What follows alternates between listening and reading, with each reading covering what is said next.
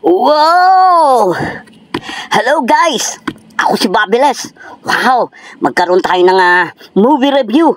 This time, Deadpool and Wolverine. Wow! Ang movie event of the year 2024. Talaga namang nakaka-excite. Talaga namang gusto ko to. Pero alam niyo ba? Ako, gusto nyo? Palagay ko, hindi nyo ako gusto. Pero, again, sa Babiles Vlogs, naku, palabas itong movie na ito, July 24 dito sa Pilipinas. Nagkataon na may bagyo, no? Si Karina.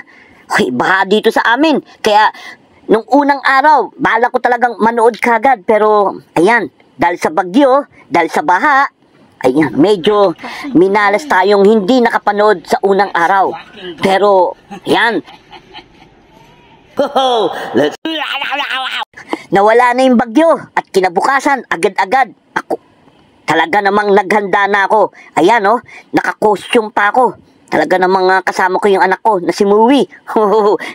Siya si Deadpool at ako ang gumanap na bilang Wolverine. Pasensya na kayo, low budget ang aming costume. Pero, feel ko naman, masaya kami talaga. Talagang ramdam ko yung pagiging Wolverine. Sige, nanood na kaagad kami kinabukasan. July 25. Ayan, oh. Talaga naman nagpunta kaagad kami sa sinihan. Ayan, medyo pinipicturean kami. Nahiya tuloy ako Pero, sige lang, tuloy lang ang event na ito. Deadpool and Wolverine. Ano ba masasabi ko? Talaga namang unang araw, pangalawang araw, talagang excited na ako. Gusto ko nang malaman kung ano ang kwento, kung ano talaga ang yung mga cameo, yung mga talaga ng yung istorya. Talagang yun ang gusto kong makita at yung mga guest daw na marami, no? Talagang nababahala ako kung ano ang mangyayari dito sa Deadpool and Wolverine. Pero ayan, kumukuha na kami ng ticket. Actually, kasama ko pa dito yung dalawa kong anak. Si Junomi, tsaka si Laili. Talagang manonood kami. 4 lang kami. Wow! Let's go! Ayan, medyo umihi muna ako. Mahirap nang maihi kung kailan kagandahan na ng movie. Kaya umihi muna ako. Pero ang totoo, ako ito yata ang dahilan. Ito yata yung dahilan kung bakit medyo late kami. Siguro, hindi namin naumpisan, mga 5 minutes. Pero sige, ano ba ang masasabi ko rito sa pelikulang Deadpool and Wolverine? Talaga namang maganda. Ay, it's Deadpool pa, basta't aksyon. Talagang hindi papatalo si Ryan Reynolds, no? Pero, ang talaga namang gusto ko rito sa pelikulang ito, makita ko ulit si Hugh Jackman, no? Bilang Logan, bilang Wolverine. Talaga namang pag nagsama itong dalawang ito, sa totoong buhay, sa totoong mag-best friend talaga yung dalawang yan. Kaya, ayun, no, nakita nyo yung kasama namin, 4 kami. Oh, ayan. Tapos na kaming manood niyan. Kaya pwede ko na sigurong magsabi kung ano talaga ang naramdaman ko, kung anong tungkol dito sa pelikulang ito. Siyempre naman, bilang loyal, no? Bilang fans ng Marvel, talaga namang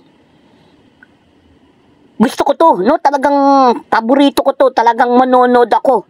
Kahit ilang beses pa, kahit nasabihin nilang hindi maganda, panonoorin ko pa rin talaga ito. Pero, yung pagsasama ng dalawa, makita mo lang sila sa screen, ay sulit na, no? Talaga namang, yung binayad namin, binayad ninyo, palagay ko, sulit na. Hindi na kayo talo. Talaga namang panalo. Wolverine yan, tsaka Deadpool, no? Tsaka ito na yung, naging sila MCU. Kasali na sila. Pero,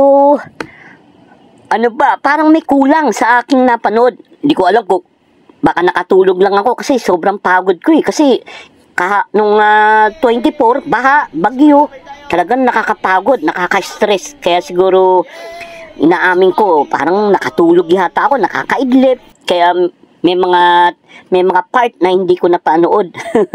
Kakaya. Nakakahinayang. Pero okay lang. Dahil talaga namang maganda. Pero may sinasabi ang aking sarili. Talagang parang may kulang, no? Siguro sa istorya. Parang hindi ko masyadong nagustuhan ng istorya, yung storyline. Pero talaga namang hataw.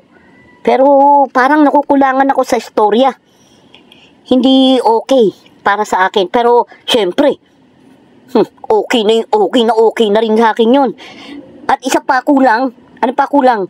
Yung kanilang, yung emosyon. Parang, hindi rin siya, wala akong naramdaman na talagang ako'y nalungkot.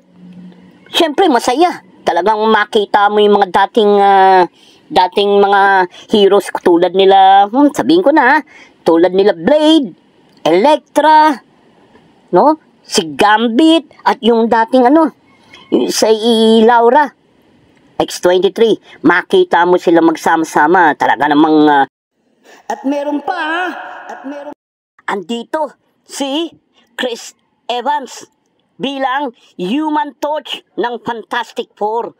Ayan no choice kayo kundi manood. At alam nyo ba, gusto ko na talagang panoorin ulit. Talagang ganado ako, lalo na pag napapakinggan ko yung kanta ni Madonna.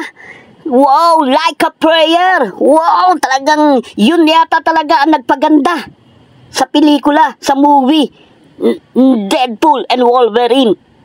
Itong taon na to, 2024, pinaka the best. Wow, yehey, let's go.